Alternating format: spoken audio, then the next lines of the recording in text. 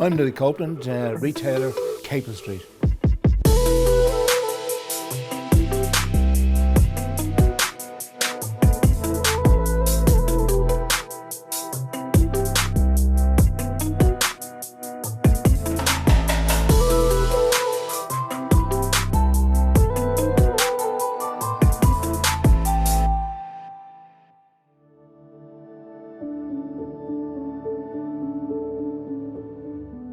Louis Copeland and Sons has been a family business for 4 generations. It's led by master tailor Louis Copeland, who began working in his father's shop on Capel Street in the 1960s. Over almost 100 years in business, the name Louis Copeland has become synonymous with quality tailored clothing and high-end designer fashion. In 2022, Louis Copeland was named as a finalist in the EOY Entrepreneur of the Year.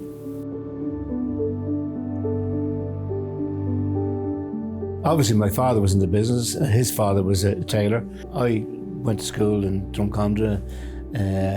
I used to come into Capel Street on the bus after school when I was about 10 years of age, and come in and do the sweeping around the floor and doing all the messages and washing the cups. Mind you, I'm still washing the cups as well and sweeping the floor. I left school at 14, went to Parnell Square Technical School for tailoring and textiles. Then when I was 16, I went to work in a factory off Thomas Street. It was called the Two Owls, as a tailor, apprentice tailor.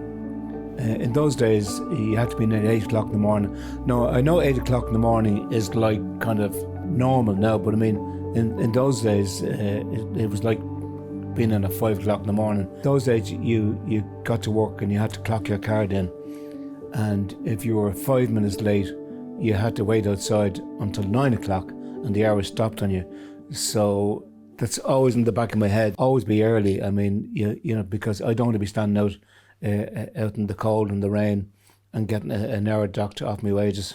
My father, who ran the business, was very successful at the business, and when I worked in the factory for a couple of years, I worked at every day, pressing the machine, on the machine, sewing, and you know.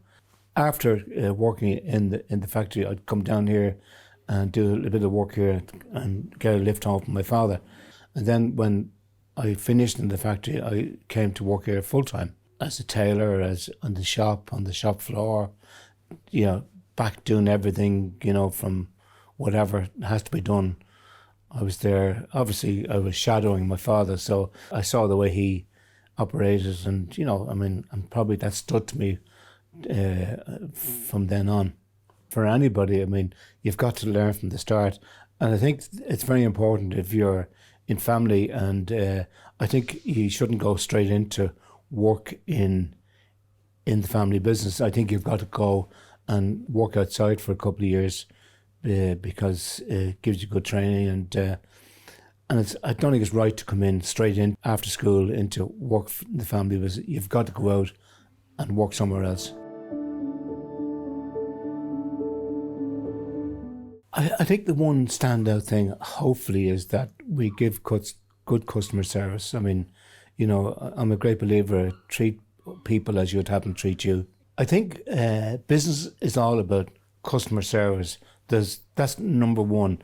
I would have always been a great fan of Fergal Quinn, of Super Quinn. He said, look after the customer and the business will look after itself.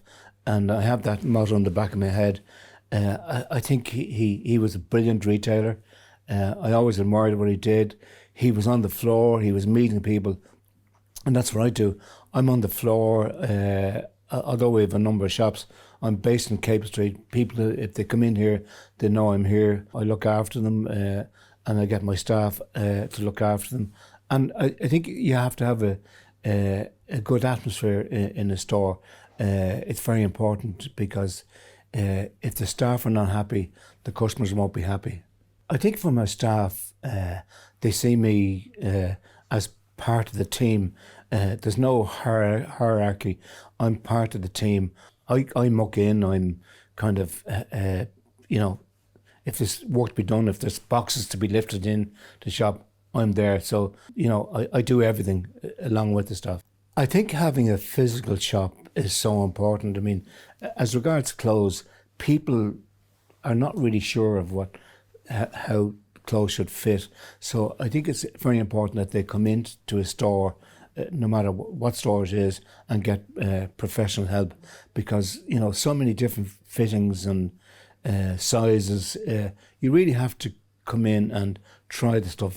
The online was a brilliant store for us. It's been a saviour for us during the pandemic, and it's increasing all the time. You can go on the internet and you can buy anything you like, and it's proven great for us as well.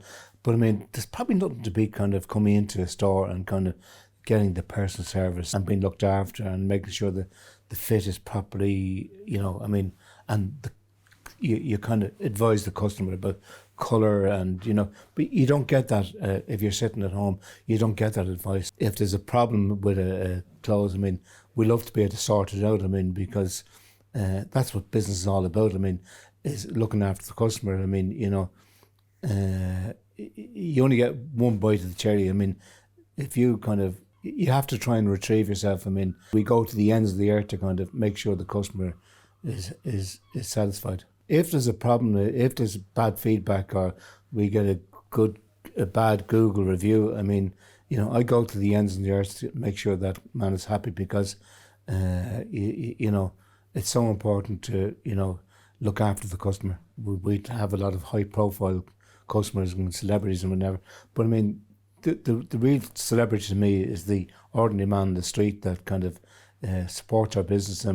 He's probably the most important customer to me. Before the pandemic, we were online. It was just traveling along. It was just kind of, it was going okay. Obviously, when the pandemic came, the world changed. We sat down and said, what are we going to do?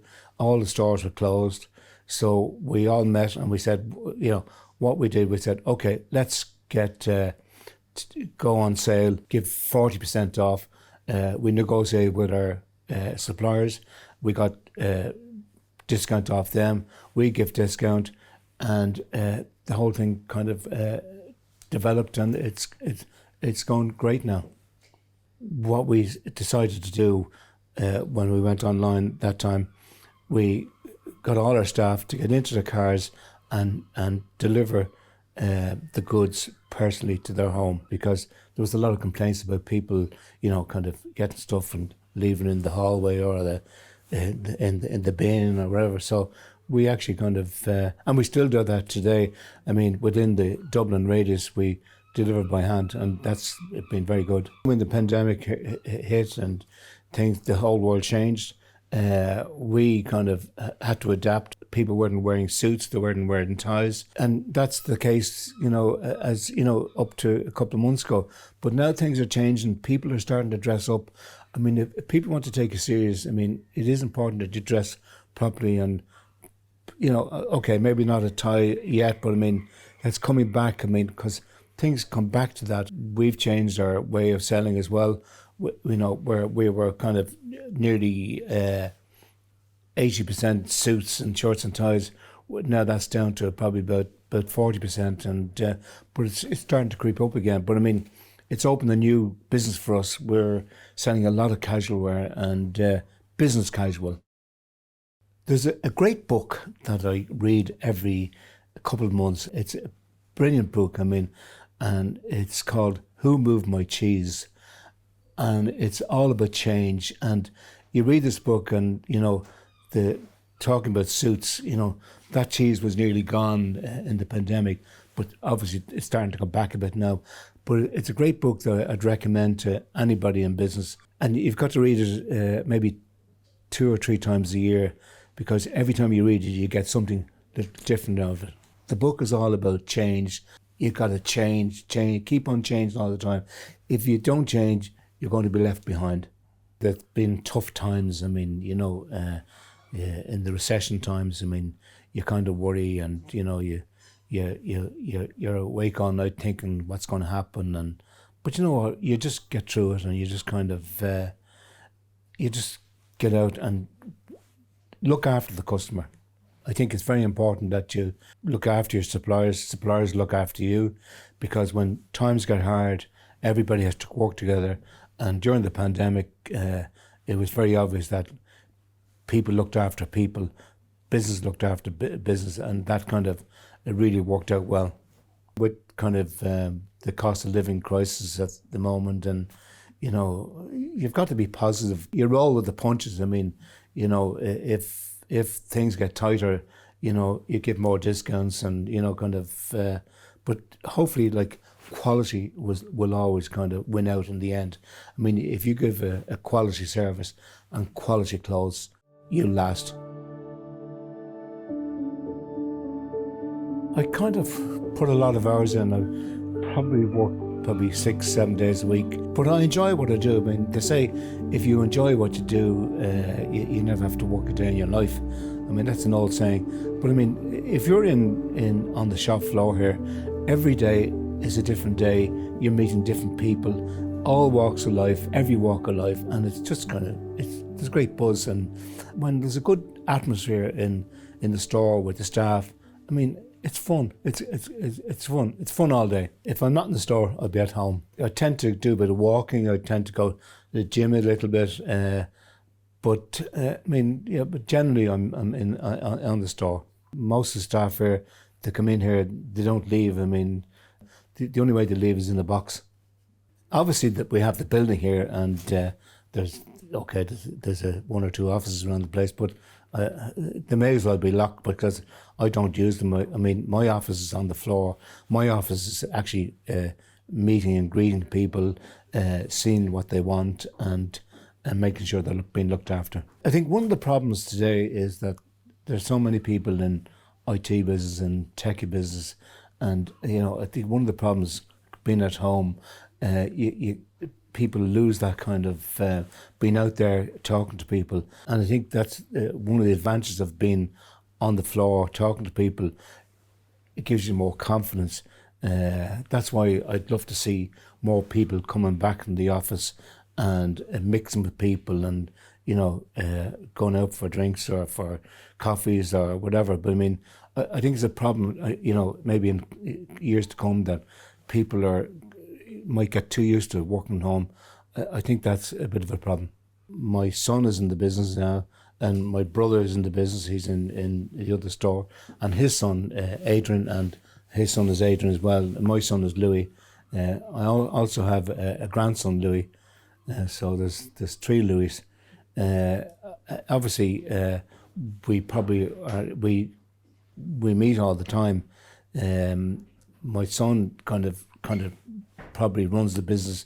People say maybe I'm just a figurehead, but I'm still on the floor. But obviously we have our tiffs and whatever. But I mean, you know, generally it's a happy atmosphere in the store.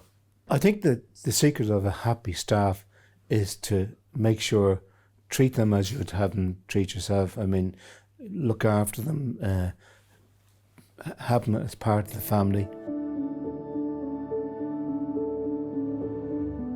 Last year when I went on the trip at EOY, I mean, it was a great experience kind of to meet all different walks of life, all different businesses. I mean, and it's amazing that we all have the same problems. I have to say, I found it fascinating, and it's fantastic going on. Okay, there's a WhatsApp group, and I think it's very busy, and you can ring somebody up, or if you have a problem, you can ring somebody and get their advice, because we've all been through it. I have to say, I was very honoured to be part of the EOY group. I mean, when we were nominated, and I didn't think we'd have a chance, and we made it as a finalist, and just to be with the other finalists, I mean, it's been a fantastic experience. One of the things we do as well, I mean, I'm in a group of retailers. It's one retailer in different countries, and it's called International Menswear Group. And I find this brilliant, a bit like EY. I mean, we meet once a year for 4 or 5 days. There's a social part of it, like for two or 3 days. And then there's the business part where we all put our figures in together. We all benchmark ourselves against each other. We all share our ideas. We share our suppliers. And that's been brilliant for our business. People say, when are you going to retire? I don't really want to retire, because because I enjoy what I do. I mean, you know, it's very important. Like, I mean, to have your own label, like to have the Louis Copeland label out there, like, and like every time I see somebody wearing a suit, I mean, it gives me a lift. So I mean, that's very important to me. I think what keeps me going is, you know what, like you wake up in the morning and you say, okay, I have fur in my belly every morning, and it's the fear of failure that keeps you going. That's what keeps me going.